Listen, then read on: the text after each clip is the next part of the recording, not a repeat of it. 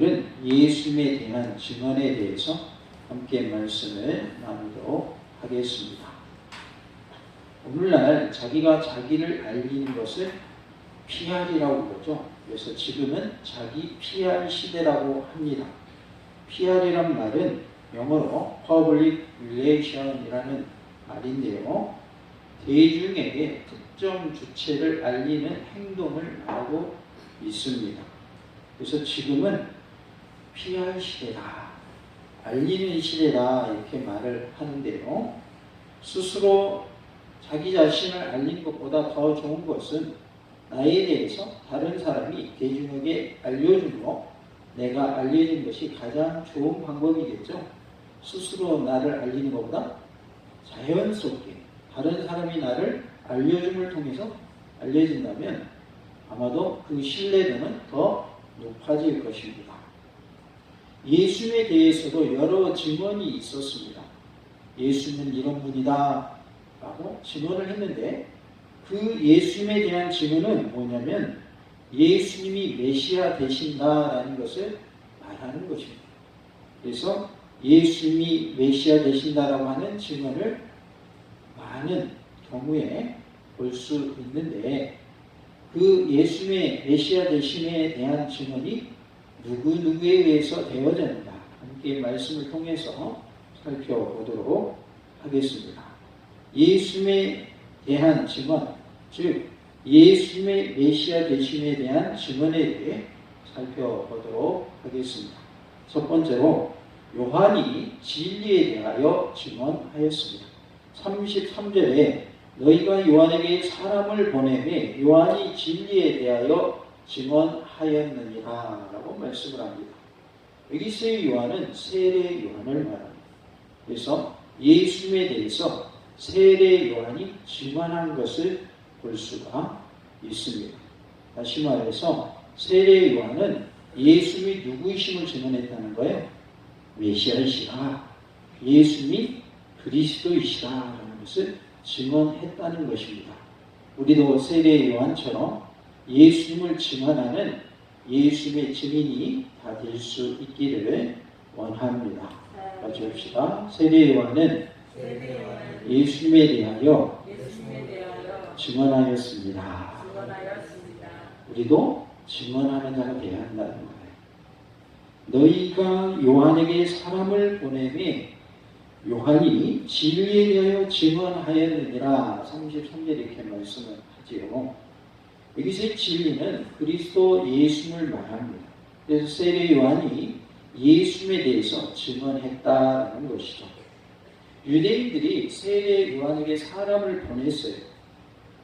신문자들을 보낸 거예요. 그래서 그들을 통해서 세례 요한에게 묻게 해요. 그래서 세례 요한이 답을 하는데 그 답 중에 나는 뭐가 아니다, 그리스도가 아니다 라는 답을 내놓죠. 요한복음 1장 19절부터 28절에 유대인들이 세례 요한에게 사람들을 보내가지고 세례 요한에게 신문하는 내용이 나옵니다. 유대인들이 예루살렘에서 제사장들과 레위인들을 요한에게 보내어 내가 누구냐 물을 때에 요한의 증언이 이러하니라 라고 말씀을 하죠. 유대인들은 여기서 유대인들은 바로 바리새인들을 말하고 있습니다. 바리새인들이 예루살렘에서 제사장들과 레위인들을 세례 요한에게 보낸 거예요. 요한이 드러내어 말하고 숨기지 아니하니 드러내어 하는 말이 나는 그리스도가 아니라 한데 숨기지 아니했다. 그리고 드러내어 말했다. 하는 말이 뭐라고 말하고 있어요? 나는 뭐가 아니다, 그리스도가 아니다. 그러니까 세례 요한이 자신이 그리스도가 아니라는 것을 분명하게 밝혔다는 것입니다. 또 묻되 그러면 누구냐? 내가 엘리야냐? 이르되 나는 아니라. 사람들이 와가지고 세례 요한한테 물어본 거예요. 너 그럼 엘리야 아니야? 아니다. 이렇게 말하고 있어요. 또 묻되 내가 그 선지자냐? 대답하되 아니라. 너 선지자냐? 선지자도 아니다. 라고 말하고 있어요. 또 말하되 누구냐? 우리를 보낸 이들에게 대답하게 하라. 너는 내게 대하여 무엇이라 하느냐? 여기서 우리를 보낸 이들은 바로 바리새인들을 말하고 있어요. 바리새인들이 우리 보냈다. 우리 보낸 바리새인들이 우리 가서 답을 해야 되니까 너에 대해서 좀 알려주라. 너는 너에 대해서 뭐라 말하겠느냐? 세례 요한한테 지금 질문을 던지고 있는 거예요. 너는 누구냐 그 말이죠. 이르되 나는 선지자 이사야의 말과 같이 주의 길을 곱게 하라고 광야에서 외치는 자의 소리로라 아니라 라고 말씀합니다. 자신을 뭐라고 말하냐면 이사야 선지자가 말한 광야에서 외치는 자의 소리다. 주의 길을 곱게 하라고 광야에서 외치는 자의 소리다. 그러니까 광야에서 외치는 자가 뭐라고 외친다는 거예요? 주의 길을 곱게 하라 라고 외친다는 거죠. 그런데 그 광야에서 외치는 자의 소리가 바로 자기다 라고 말하고 있어요. 그들은 바리새인들이 보낸 자라 그랬는데 여기서의 그들은 제사장들과 레인들을 말하고 있어요. 또 바리새인들이 제사장들과 레인들을 누구에게 보냈다는 거예요? 세례 요한에게 보낸 것이죠. 또 물어 이르되 내가 만일 그리스도도 아니요 엘리야도 아니요 그 선지자도 아닐진데 어찌하여 세례를 베푸느냐? 너 엘리야도 아니고 선지자도 아니라며 너 그리스도도 아니라면서 그러면서 왜 세례를 베푸느냐? 그랬더니 요한이 대답하되 나는 물로 세례를 베풀 거니와 너희 가운데 너희가 알지 못하는 한 사람이 섰으니 곧 내 뒤에 오시는 그이라. 너희가 지금 모르는 한 분이 지금 너희 가운데 서 계시다. 그러면서 내 뒤에 오시는 그분이 바로 그리스도다라는 것을 말하고 있어요. 내 뒤에 오시는 이것은 곧 그리스도 예수를 말하죠.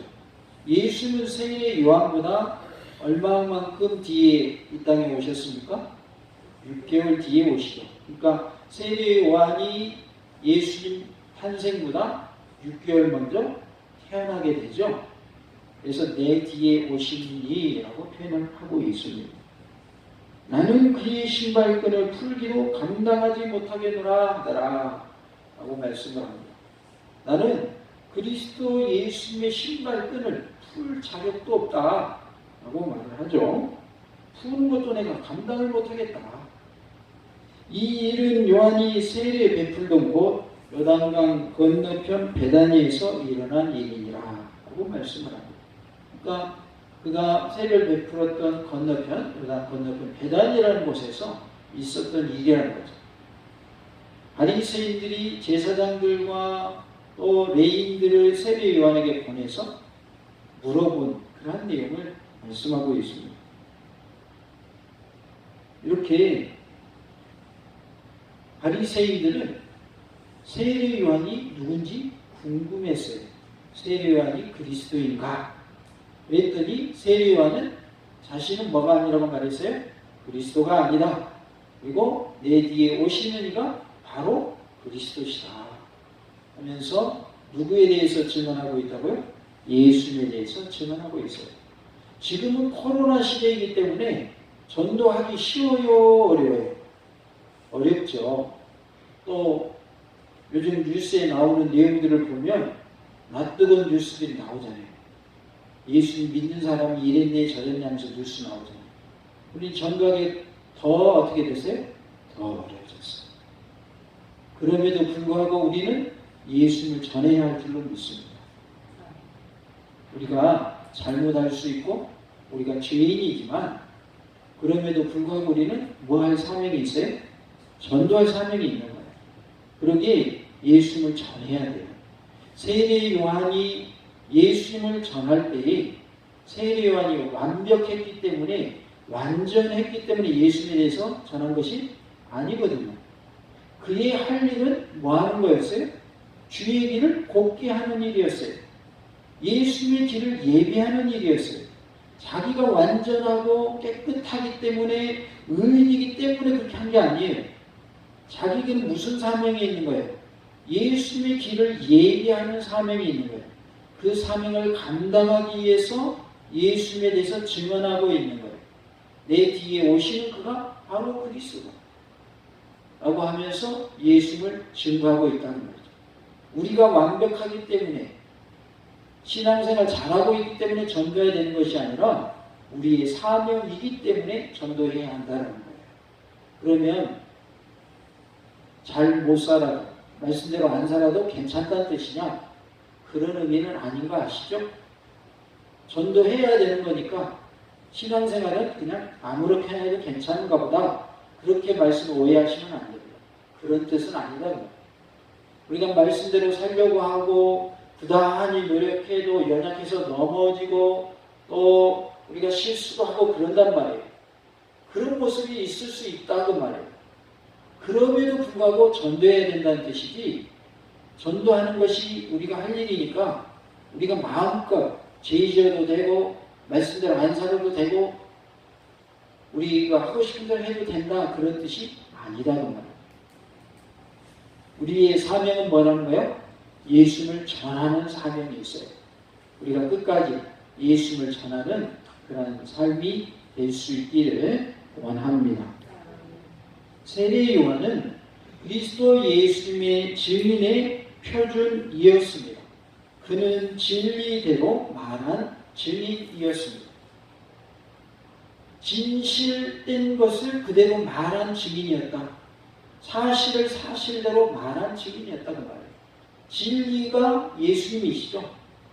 진리신 예수님을 그대로 예수님이 그리스도이심을 드러냈다는 거예요. 그러므로 요한복음 10장 41절 42절에는 말하기를, 많은 사람이 왔다가 말하되 요한은 아무 표적도 행하지 아니하였으나 요한이 이 사람을 가리켜 말한 것은 다 참이라 하더라. 그리하여 거기서 많은 사람이 예수를 믿으니라라고 말씀을 합니다. 요한은 아무 표적도 행하지 않았는데 요한이 전한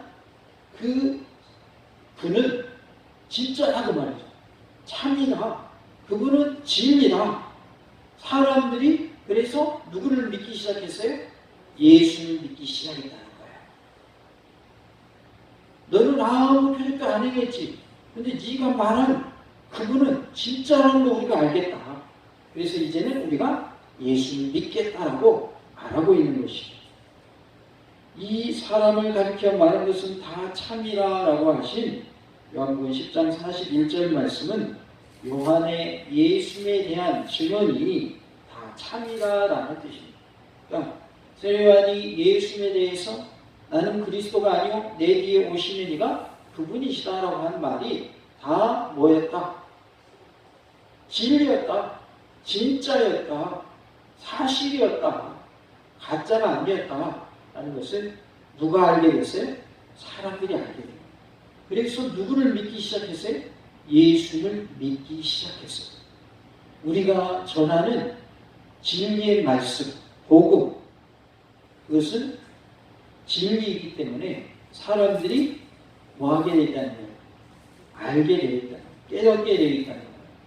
처음에는 우리가 말씀을 전하고 복음을 전하고 예수를 소개해도 잘 깨닫지 못할지 몰라요. 그러나 하나님이 택한 백성들에게는 그 말씀이 들려지게 하시고 깨달아지게 하시고 믿게 하시는 거예요. 그래서 우리가 말씀을 전해야 되는 거예요. 세례 요한이 예수님에 대해서 전할 때에도 사람들이 처음부터 믿었을까요? 처음에는 안 믿어져서 못 믿었어요. 그런데 예수님을 보니까 세례 요한이 말한 그분이 바로 예수님이시라는 것, 그리고 예수님이 그리스도이시라는 것을 그들이 알게 된 거예요. 우리가 복음을 전할 때에도 당장 믿지 않는 분들이 예수님 안 믿더라도 그분들이 하나님의 택한 백성이라면 하나님께서 우리의 입술을 통해서 전한 그 말씀이 생각나게 하시고 깨달아지게 하시고 예수님 믿게 하신다는 거예요. 그래서 우리는 말씀을 뭐 해야 돼요? 전해야 될 줄로 믿습니다. 다 같이 봅시다. 말씀에 씨앗을 뿌립시다. 지금은 겨울이지만 좀 있으면 뭐 와요? 봄이 옵니다. 봄에 뭐 하시죠? 파종을 하시죠. 씨 뿌리시죠. 그러면 언제 거둬요? 가을에 거두죠. 씨를 뿌리면 거두게 돼 있잖아요. 말씀에 씨를 뿌리면 말씀에 싹이 나게 되고 말씀이 자라서 열매를 맺게 된다는 말이에요. 그래서 우리는 말씀을 전해야 할 책임이 있는 그러한 위치에 있다는 것을 꼭 기억하시기 바랍니다. 금년 한 해는 우리 가정에 복음화가 실현되는 한 해가 되게 하옵소서. 이것이 우리 교회의 공통적인 기도 제목입니다. 다 같이 봅시다. 금년 한 해는 우리 가정이 복음화되는 한 해가 되게 하옵소서. 우리가 그토록 기도해야 하는데 하나님 제발 이번에 2021년에 우리의 가정이 복음화되는 은혜에 있게 해달라. 우리가 간절히 기도할 때 여기저기서 가정마다 구원의 역사가 일어나는 놀라운 기적이 나타날 줄로 믿습니다. 가족 구원 하나님이 기뻐하시는 기도 제목이에요. 하나님이 전혀 싫어하시는 기도 제목이에요. 하나님이 기뻐하시는 기도 제목이에요. 그것도 지금까지 기도해 왔는데 하나님 금년에는 꼭 가정의 복음화가 실현되게 하옵소서.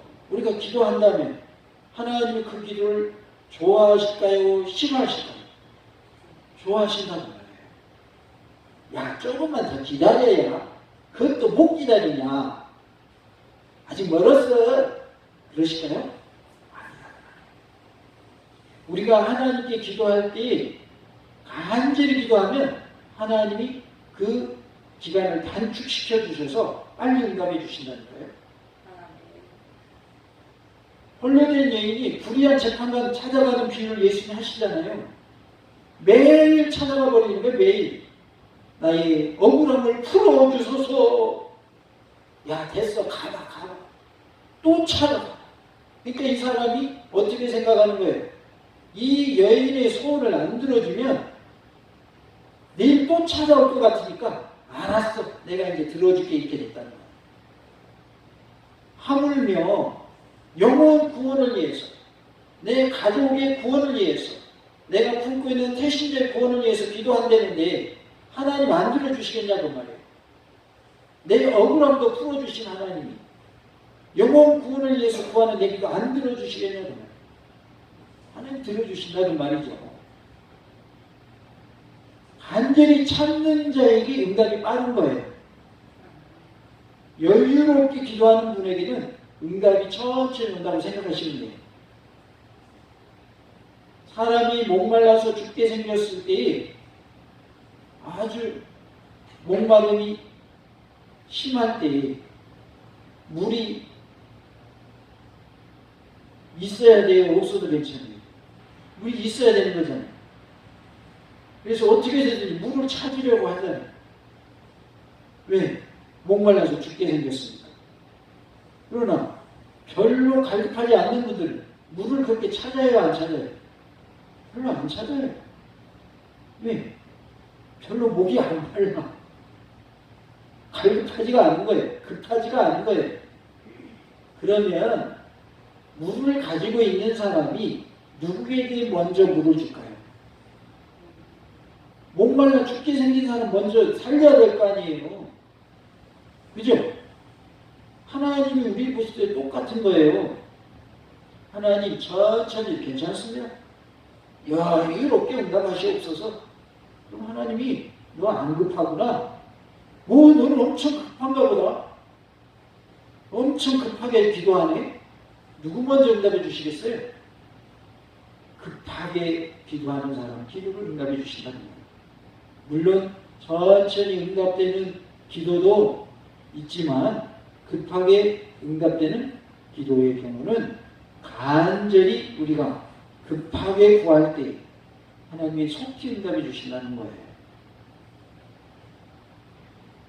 한 사람이 아파서 죽게 생겼어요. 혼자 기도하는 것보다 가족이 함께 기도하는 게 더 기도의 힘이 크고요. 온 성도가 함께 모여서 기도하면 기도의 힘이 더 큰 거예요. 실제로 한 분은 죽게 생겼는데 교회에서 전체가 모여가지고 매일 성도들이 와서 한 성도를 위해서 기도했어요. 그랬더니 기적적으로 살아났고, 물론 이렇게 추석하는 일을 하면서 지금 지내시지만 지금도 살아계십니다. 제가 아는 안수 집사님이십니다. 온 성도들이 함께 기도했더니 하나님이 살려주시더라고요.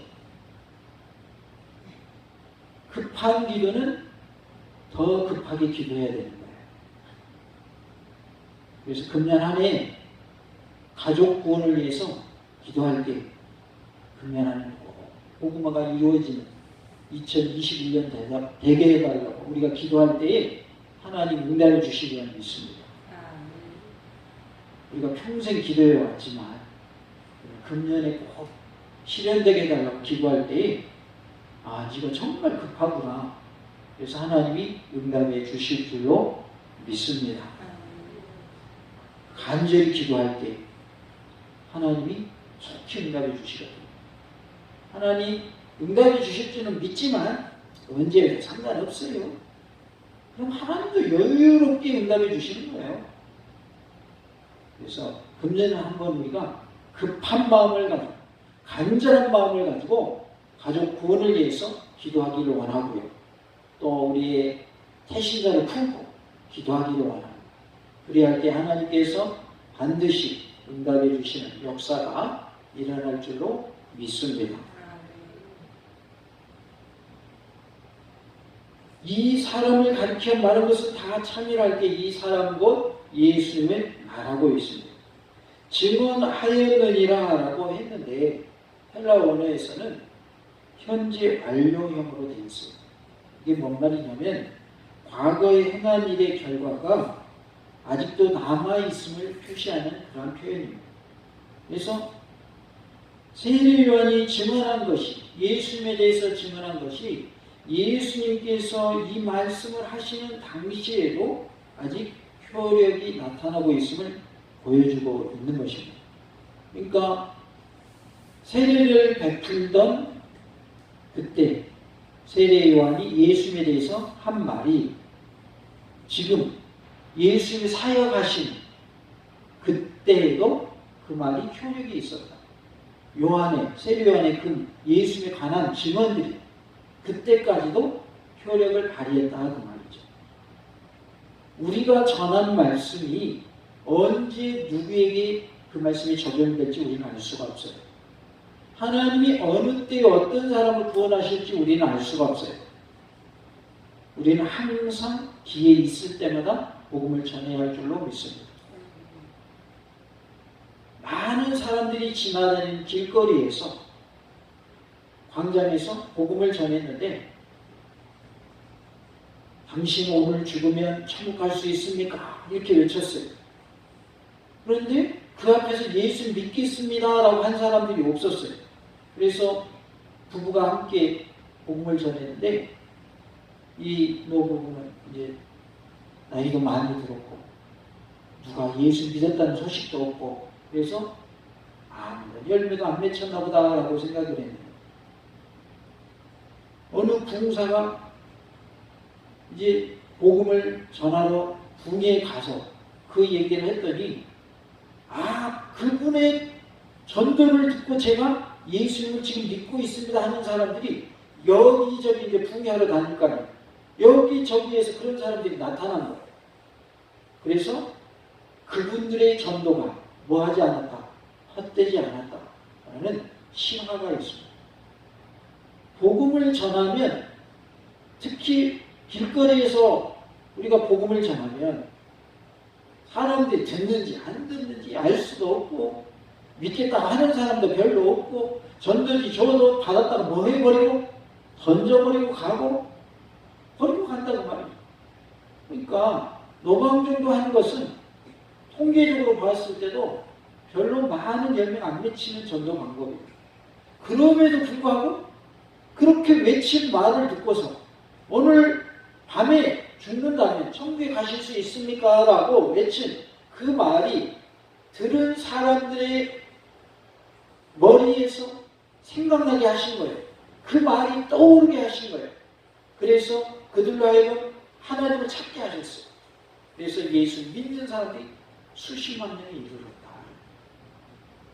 내가 전한 그 순간에 그 복음의 효력이 안 나타날지라도 언젠가는 그 복음이 능력을 나타낼 때가 있다라는 거예요. 그래서 우리가 복음을 전하는 일을 끝까지 감당할 수 있기를 원합니다. 세례 요한처럼 우리도 예수님을 증언하는 그러한 삶이 되어야 할 줄로 믿습니다. 다 같이 봅시다. 예수님을 증언하는 삶이 되어야 합니다. 예수님을 증언하는 삶이 되어야 돼요. 우리 교회 오세요 말하기 힘들면 예수님 믿고 천국 가세요 그 말만 하라니까요. 다 같이 봅시다. 예수님 믿고 천국 가세요. 싸납게 해야 돼요? 부드럽게 해야 돼요? 전도하실 때 싸납게 하면 안 됩니다. 예수 믿고 천국 가세요! 그럼 올싸움도 안 합니다. 뭐라고 해야 된다고요? 부드럽게 해야 돼요. 예수님 믿고 천국 가세요. 그래야지 내가 뭐 할 일 없어서 전도하는지 아냐? 너희 위해서 전도하지. 예수 믿고 천국이라 갈게? 그렇게 하면 안 된다고요. 상대방이 전도할 때 좋게 받아들여요. 막 짜증내요. 안 믿는 분들이. 짜증내죠. 그래도 부드럽게 전하시기 바랍니다. 우리 몽타님께 와. 그러면 안 해도 괜찮다는 말이에요. 예수님만 전하세요. 예수님. 예수 믿고 천국 가세요. 예수 믿고 천국 갑시다. 이것만 해도 된다고요. 그 다음은 우리 교회 오게 하시든지 아니면 다른 교회 가게 하시든지 하나님이 하셔요. 하나님이 하신다고. 길거리에서 노방전도했던 그분들의 말처럼 오늘 밤에 죽는다면 천국 가십니까? 천국 가실 수 있습니까? 이 말만 던져도 믿는 사람이 수십만 명 나타났다는데 물론 당장 아니었고 세월이 많이 흘러서 그런 결과가 나왔다지만 우리가 전하는 복음이 그냥 땅에 떨어지지 않는다고 말해요. 사람들의 마음속에 그 말씀이 박히게 하시고 그 말씀이 생각나게 하시고 주님 품으로 돌이키게 하신다는 거예요. 그런 믿음으로 예수님을 전하시기 바랍니다. 예수님이 구원자이시며 하나님의 아들이시며 예수님을 통하지 않고는 구원이 없다는 것을 전해야 합니다. 예수님을 통해서만 영원한 생명, 곧 영생을 얻을 수 있다고 예수님을 전하는 예수님의 증인이 다 되시기 바랍니다. 세례 요한은 광야에서 외치는 자의 소리로서 예수님의 길을 곱게 하는 일을 하였습니다. 예수님의 길을 예비하는 일을 하였습니다. 로마서 10장 15절에 보내심을 받지 아니하였으면 어찌 전파하리요? 기록된 바 아름답도다. 좋은 소식을 전하는 자들의 발휘함과 같으니라 라고 말씀을 합니다. 세상에 보내심을 받은 자로서 좋은 소식 곧 복음을 전하는 자가 다 되시기를 간절히 원합니다. 같이 봅시다. 예수님을 전하는 증인이 됩시다. 할렐루야.